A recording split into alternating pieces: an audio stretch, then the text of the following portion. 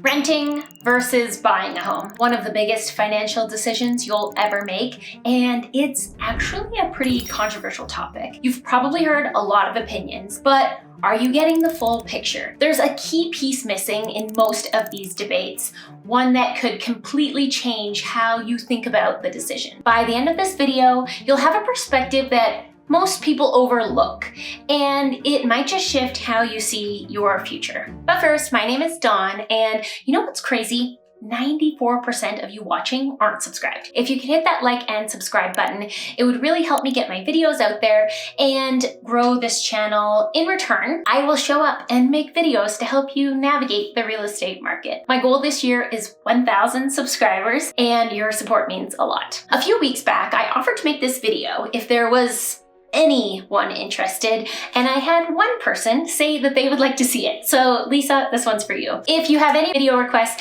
feel free to tell me in the comments and I'll make it just for you.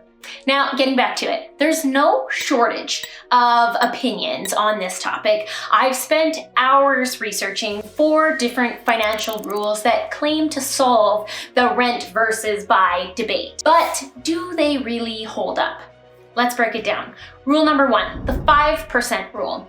The 5% rule says that the total unrecoverable costs of owning a home, property taxes, maintenance, and the opportunity cost of tying up capital should be compared to rent. If your rent is lower than 5% of the home's value per year, renting is the better deal financially. So a $500,000 home, $25,000 a year, it's $2,083 a month in rent. This rule helps simplify the decision by providing a concrete percentage to compare against rent, but it assumes a certain level of financial discipline and stable market conditions. In a rapidly changing housing market, these assumptions may not always hold. Rule number 2. The opportunity cost factor.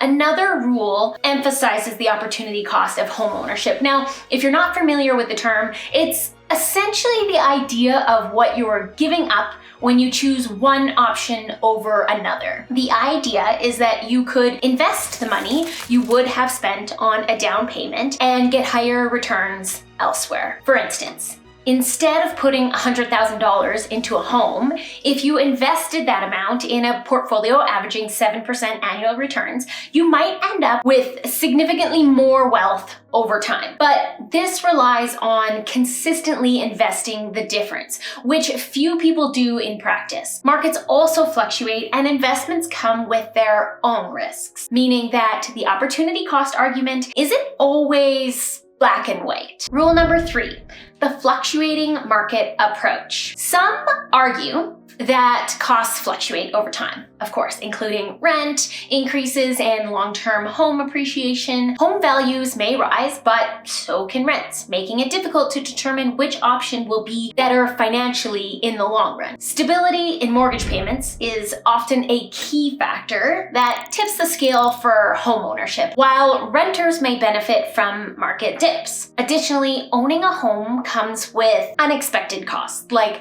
repairs and renovations that can disrupt financial planning. Renters, on the other hand, don't bear those costs, but also don't build equity. Rule number 4, the 8.71% rule. This rule states that the total cost of homeownership should be around 8.71% of the home's purchase price per year, factoring in all the hidden costs. Unlike the 5% rule, this one accounts for mortgage payments, maintenance, insurance, and taxes, aiming to give a more realistic estimate of the real cost of owning. However, different housing markets vary significantly, meaning that applying a universal percentage may not always be accurate. Local economic factors, interest rates, and government policies all influence the effectiveness of this rule. While helpful, the problem with financial rules of thumb is they don't account for behavioral finance, which brings me to my main point. All of these rules assume that if you rent,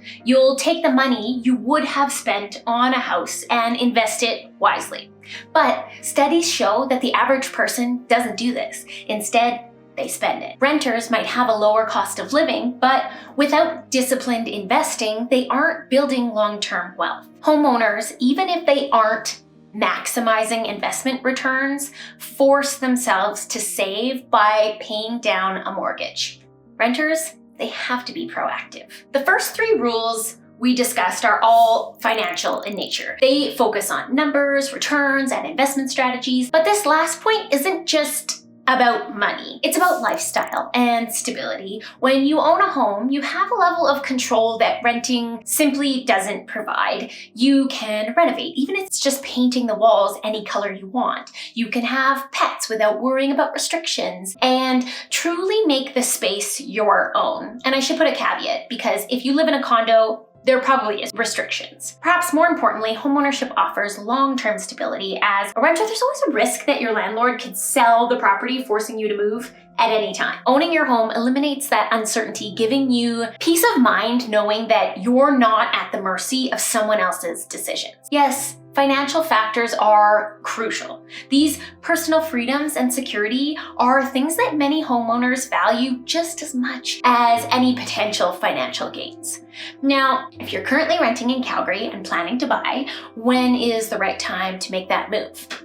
Here's what I recommend. When you've saved a healthy down payment, this could be anywhere from 5% to 20%, depending on your financial situation. The key is ensuring your monthly mortgage payments are affordable and fit within your budget without causing financial strain. When it makes sense for you, your family, buying a home should be a natural progression, not something you rush into just because market stats suggest it's a good time. Consider factors like job stability, lifestyle needs, and long-term goals. Don't try to time the market. Markets fluctuate, and it's nearly impossible to predict when prices will hit their lowest point. You actually never know the market has hit bottom until it starts to go back up again. Don't let market trends pressure you into a decision. Instead, waiting for the perfect time, focus on when it makes financial and personal sense for you. So here's the truth.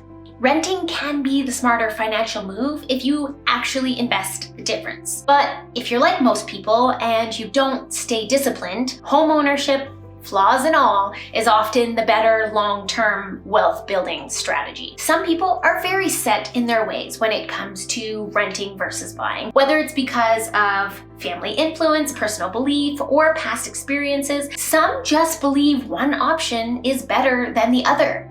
And that's okay. I am not here to change anyone's mind, but rather to offer an objective look at the numbers and provide a different perspective. At the end of the day, you do you, boo-boo. What do you guys think? Are you disciplined enough to invest, or is owning the forced savings plan that works better for you? I want to know. Please share in the comments, because you never know actually when your thoughts on the topic could also help somebody else struggling with this decision. If you have any questions about the market, you can book a call with me in the link below. And if you have any video requests, please let me know in the comments and I will dedicate it to you. I'm getting closer to my 1,000 subscriber goal, and your support means a lot. Thanks for watching, and I'll see you soon.